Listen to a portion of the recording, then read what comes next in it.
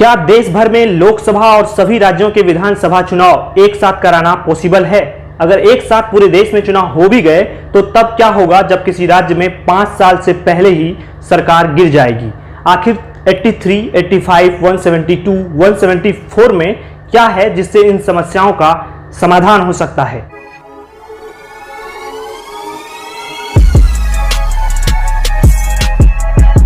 दोस्तों नमस्कार, स्वागत है आपका पब्लिक वाणी पर। मेरा नाम है अभिषेक। पिछले कुछ दिनों से आप एक देश एक चुनाव यानी वन नेशन वन इलेक्शन पर खूब चर्चाएं सुन रहे होंगे और इसके पीछे जो सबसे बड़ी वजह बनी है वो है सरकार द्वारा पार्लियामेंट का स्पेशल सेशन बुलाना। सरकार ने 18 से 22 सितंबर तक संसद का विशेष सत्र बुलाया है। आपको बता दें कि देश में संसद का विशेष सत्र बुलाने का बहुत ही कम रिवाज रहा है। आज़ादी के बाद से अब तक सिर्फ 5 बार ही संसद का विशेष सत्र बुलाया गया है। आमतौर पर एक साल में संसद के 3 सत्र होते हैं, बजट सत्र, मानसून सत्र और शीतकालीन सत्र। ऐसे में संसद के विशेष सत्र बुलाए जाने से हलचल मच गया है कि आखिर इस विशेष सत्र में क्या होगा। ऐसे में सबसे ज्यादा जो आशंकाएं लगाई जा रही है वो है एक देश एक चुनाव को लेकर। इस आशंका को इसलिए भी बल मिल रहा है क्योंकि केंद्र सरकार ने पूर्व राष्ट्रपति रामनाथ कोविंद की अध्यक्षता में एक देश एक चुनाव पर 2 सितंबर को एक कमेटी बनाई है जिसमें गृह मंत्री अमित शाह, कांग्रेस सांसद अधीर रंजन चौधरी और पूर्व सांसद गुलाम नबी आजाद समेत 8 मेंबर शामिल होंगे। अब ऐसे में सवाल उठता है कि आखिर वन नेशन वन इलेक्शन क्या है जिसको लेकर कमेटी बनाई गई है? क्या इससे देश को कोई फायदा होगा? क्या इसका कोई नुकसान भी है? और सबसे महत्वपूर्ण ये कि क्या कानूनी रूप से इसे करना संभव भी है या नहीं? तो चलिए इन सारे सवालों को जानने की कोशिश करते हैं और इसके साथ ही आपको ये भी बताएंगे कि भारत में एक साथ लोकसभा और विधानसभा के चुनाव कराए जाने का क्या इतिहास रहा है। दोस्तों सबसे पहले तो ये समझते हैं कि वन नेशन और वन इलेक्शन क्या है। भारत में फिलहाल राज्यों के विधानसभा और देश के लोकसभा चुनाव अलग अलग समय पर होते हैं। वन नेशन वन इलेक्शन का मतलब है कि पूरे देश में एक साथ ही लोकसभा और विधानसभाओं के चुनाव हों, यानी मतदाता लोकसभा और राज्य के विधानसभा के सदस्यों को चुनने के लिए एक दिन ही अपना वोट करें। लेकिन इसका मतलब ये नहीं है कि पूरे देश की जनता एक ही तारीख को वोट करेगी। वोट उसी तरह होंगे जैसे कि अभी किसी बड़े राज्य में चुनाव होते हैं तो वहाँ पर अलग अलग चरणों में वोट पड़ते हैं। इसका मोटा माटी मतलब ये है कि 2-3 महीने के अंदर पूरे देश के सभी राज्यों और लोकसभा के चुनाव एक साथ हो जाएं। अब आपके मन में भी ये सवाल आ रहा होगा कि जब सब कुछ ठीक ठाक चल रहा है, राज्यों में आराम से विधानसभा के चुनाव हो जाते हैं, लोकसभा के चुनाव हो जाते हैं, तो फिर आखिर एक साथ चुनाव कराने की ज़रूरत क्यों पड़ रही है? तो चलिए ये भी आपको समझा देते हैं। वन नेशन वन इलेक्शन के समर्थन में जो सबसे बड़ा तर्क दिया जाता है वो ये कि अभी हर साल 5-6 राज्यों में चुनाव पड़ जाते हैं। किसी भी जिले में सामान्य तौर पर 4 बार आचार संहिता लगती है। लोकसभा चुनाव, विधानसभा चुनाव, नगर निकाय और पंचायत चुनाव के समय आचार संहिता लगती है। जब आचार संहिता लगती है तो इसका सीधा असर विकास से जुड़े योजनाओं पर पड़ता है। देश में लगातार चुनाव की स्थिति रहने से कई जरूरी काम प्रभावित होते हैं। इसके साथ ही एक देश एक चुनाव को लेकर ये तर्क दिया जाता है कि इससे चुनाव पर होने वाले खर्च में कमी आएगी। चुनाव चाहे केंद्र का हो या विधानसभाओं का, इसका सीधा असर सरकारी खजाने पर पड़ता है। लोकसभा चुनाव में केंद्र और राज्य सरकारें खर्च को आधा आधा बांटती है। दूसरी तरफ विधानसभा चुनाव के दौरान होने वाले खर्च राज्य सरकार ही उठाते हैं। ऐसे में राज्यों पर दोहरी मार पड़ती है। ऐसे में केंद्र सरकार का कहना है कि केंद्र और राज्यों में एक साथ चुनाव कराए जाएं। इस पर जो भी खर्च आए उसे केंद्र और राज्य बराबर बराबर उठाएं। सरकारी खजाने के हिसाब से इसे अच्छा कदम माना जा सकता है। सरकारी आंकड़ों के मुताबिक केंद्र सरकार ने 2014 से 2020 तक चुनाव के लिए 5,794 करोड़ रुपए जारी किए हैं। इस दौरान देश में 2 बार लोकसभा चुनाव और अलग अलग राज्यों में 50 बार विधानसभा चुनाव हुए हैं। एक सर्वे के अनुसार 2019 के लोकसभा चुनाव में करीब 60,000 करोड़ रुपए खर्च हुए थे। आंकड़ों के मुताबिक 1952 में चुनाव पर 10 करोड़ 45 लाख रुपए खर्च हुए थे। अगर आंकड़ों की बात करें तो उस दौरान प्रति वोटर खर्च सिर्फ 60 पैसे था, जो 1991 के चुनाव में ये खर्च बढ़कर 359 करोड़ रुपए हो गया, जो कि प्रति वोटर 7 रुपये खर्च आया। इसके बाद 2014 में ये खर्च बढ़कर 3,870 करोड़ रुपए हो गया और प्रति वोटर 46 रुपये 40 पैसे का खर्च आया। इस बारे में लॉ कमीशन की एक रिपोर्ट सामने आई थी जिसमें कहा गया था कि अगर 2019 में लोकसभा और विधानसभा के चुनाव साथ साथ होते तो उससे 4500 करोड़ रुपए का खर्च बढ़ता। ये खर्चा इसलिए बढ़ता क्योंकि ईवीएम ज़्यादा लगानी पड़ती। इसमें यह भी कहा गया था कि 7 चुनाव कराने का सिलसिला आगे बढ़ता है तो 2024 में 1751 करोड़ रुपए का खर्च बढ़ेगा, यानी धीरे धीरे ये एक्स्ट्रा खर्च कम हो जाएगा। दोस्तों, अब तक आपने इतना सब कुछ जान लिया कि आखिर एक देश एक चुनाव कराने की ज़रूरत क्यों पड़ी है और इसके समर्थन में क्या क्या तर्क दिए जा रहे हैं, कितने खर्च होंगे, कितने खर्च बचेंगे। तो चलिए अब ये समझते हैं कि क्या एक साथ पूरे देश में चुनाव कराना संभव है या फिर नहीं, इसके विरोध में क्या तर्क दिए जा रहे हैं, इसके तमाम कानूनी पहलू क्या हैं, इन सब को समझने की कोशिश करते हैं।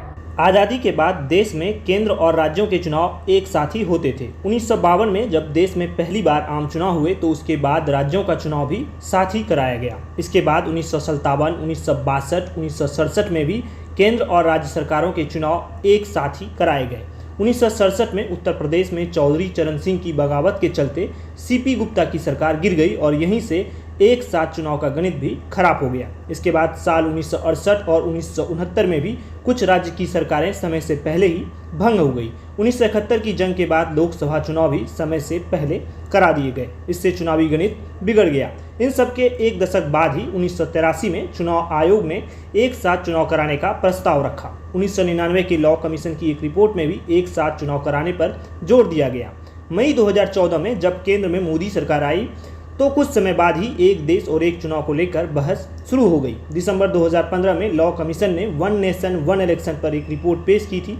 इसमें बताया था कि अगर देश में एक साथ ही लोकसभा और विधानसभा के चुनाव कराए जाते हैं तो इससे करोड़ों रुपए बचाए जा सकते हैं। जब 2018 में ये मामला सामने आया तो केंद्र सरकार ने लॉ कमीशन को पूरा मामला सौंप दिया। लॉ कमीशन की ओर से इस पर पूरा रोड मैप तैयार किया गया। 2018 में लॉ कमीशन ने अपनी रिपोर्ट में कहा था कि ऐसा माहौल है कि देश में विधानसभा और लोकसभा के चुनाव एक साथ कराने की ज़रूरत है। आयोग ने अपनी रिपोर्ट में माना था कि मौजूदा नियमों के मुताबिक एक साथ चुनाव संभव नहीं है, इसलिए संविधान में कुछ संशोधनों की ज़रूरत है। इस रिपोर्ट में कहा गया कि अगर सरकार को इसे लागू करना है तो संविधान में कम से कम 5 संशोधन करने होंगे।